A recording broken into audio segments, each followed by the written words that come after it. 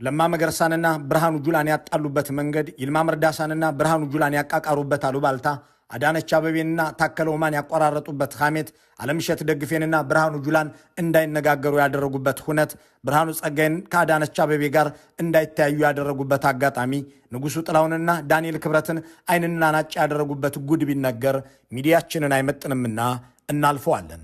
በሼክ ሐጂ ኢብራሂም ቱፋና በቅርቡ ህይወታቸው ባለፈው በሙፍቲ ሐጂ ዑመር ኢድሪስ መካከል የፈጠሩትን መቃየም ብናስታውስም በበጋ ጀንበርም አያልቅም። በራሳቸው በብልጽግና ውስጥ ያሉ አመራሮችን ጭምር ሲያጋጩ ስልካቸውንም እያዳመጡ ነው።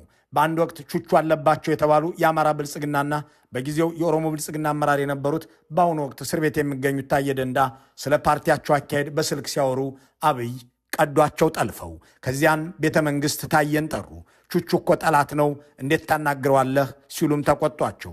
የራሳቸውን ፓርቲ ከፍተኛ አመራር ጠላት እያሉ ይገልጻሉ። ለምንድን ነው አንተ ከጠላት ጋር የምትደዋወለው አለኝ። ቹቹ አለባቸው የሚባል የአማራ ብልጽግና ጽሕፈት ቤት የነበረ ነው። ደውሎ ተነጋገረ። የጻፍነው ሌላ ነው፣ እየሆነ ያለው ሌላ ነው። ብልጽግና ቀርቶ ወደ ጉስቁልና እያመራን ነው የሚል ተነጋገረን። ይሄ ተቀድቷል። የሱ ስልክ ተጠልፎ ነበር መሰለኝ፣ ወይም የኔ ተጠልፎ አላውቅም። እና ይሄንን ሰምቷል፣ መረጃ አለው። እና ለምን እንደዚህ ለቹቹ አለባቸው ለጠላት ለምን ትደውላለህ? ይህ እከሌ እንዲህ ብሎ አማህ እከሌ እኮ እንዲህ ነው በሚል ግለሰቦችንና ቡድኖችን የማጋጨት ጠባያቸው ግን በአገር ውስጥ ብቻ የተገደበ አልሆነም። ድንበር ተሻግሮ ጎረቤት ሀገራትንም አዳርሷል። በሱዳንና በደቡብ ሱዳን የፈጸሙትን ትተን በ2016 ታህሳስ በሶማሊያና ሶማሌላንድ ያደረጉትን እናስታውስ። በዚያ ሰሞን ሶማሊያና ሶማሌላንድ በጅቡቲው ፕሬዚዳንት አደራዳሪነት አለመግባባታቸውን በውይይት ሊፈቱ ተስማሙ የሚል ሰበር ዜና ሞገዱን ሞላው።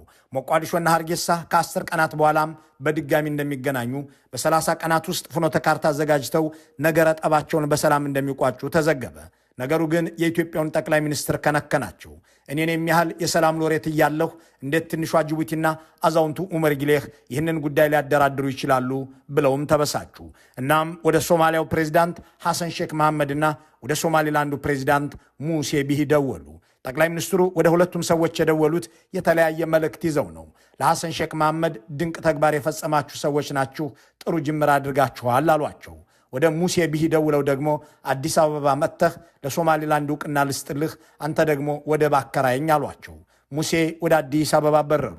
ያ እግዚአብሔር ረድቶኝ ቀይ ባህር ገባሁ ያሉበት የመግባቢያ ውልም ተፈረመ። ይህንን ሁሉ የአብይ አህመድ ቅሌት በአልጀዚራ ላይ የተረኩት የሶማሊያው ፕሬዚዳንት ሐሰን ሼክ መሐመድ ሲሆኑ ቅሌታቸውን ሲገልጹትም ከሃዲ በማለት ነበር። ጥር 1 ነው ስምምነቱን የፈረሙት። ከዛ 2 ቀን አስቀድሞ በጅቡቲ ውይይት ከሶማሌላንድ አስተዳደር ጋር ነበረን። በጣም ጥሩ ውይይት ነበር፣ በጥሩ ሁኔታም ተጠናቀቀም። ከዛም አብይ አህመድ ራሱ ውይይታችንን አድንቆ ይሄ በጣም ጥሩ ሂደት ነው ብሎ አዎንታዊ በሆነ መንገድ ነግሮኛል፣ ለኔው ለራሴ። በማግስቱ ግን ይህን ስምምነት ፈረመም። ከሶማሌላንድ ጋር የተወያየ ነው ሶማሊያን እንዴት አንድ አድርገን እናስቀጥላት እያለ ነበር። መሬት ለኢትዮጵያ ስለመስጠት አንስተን ማናቀም። ከ10 ቀናት በኋላ እንደገና ሊገናኙ በ30 ቀናት ውስጥ ፍኖተ ካርታ ሊቀርጹ የነበሩትና ሶማሊያና ሶማሊላንድ ከዚያን ጊዜ ወዲህ በድጋሚ እንዳይገናኙ ያደረጉት አብይ አህመድ የተባሉ ጸረ ሰላም ሰው ናቸው። በመልካም መንገድ ላይ የነበረውን የሰላም ሂደት የአብይ አህመድ የማጋጨትና የማጣላት መንፈስ ገብቶበት ከጥቅም ውጭ ሆነ። የብልጽግናዎቹ ፕሬዚዳንት አሉባልተኛነት፣ ግጭት ጠማቂነት ብዙ ምስክሮች ያሉት ተነግሮ ያልቅ ዘንድም ብዙ ጊዜ የሚጠይቅ ነው። ግድብ የማይሰሩት፣ ዩኒቨርሲቲ የማይገነቡት፣ ፋብሪካ የማያቆሙት ጠቅላይ ሚኒስትሩ የሙሉ ጊዜ ስራቸው የትኛውን ብሔር በየትኛው ህዝብ ላይ ላስነሳው፣ የትኛውን ሃይማኖት እርስ በርሱ፣ የትኛውንስ ከሌላው ጋር ላጋጨው የሚል ብቻ አይደለም፣ የትኛውን ግለሰብ ከማን ጋር ላጣላው የሚልም ለመሆኑ ከጠቀስናቸው ጉዳዮች በላይ ብዙ ማኞች አሉ። አብይ የአገር መሪነትን እንዲህ አውርደውታል። መልካሙን ሁሉ በመመኘት በዚሁ እንሰናበታለን።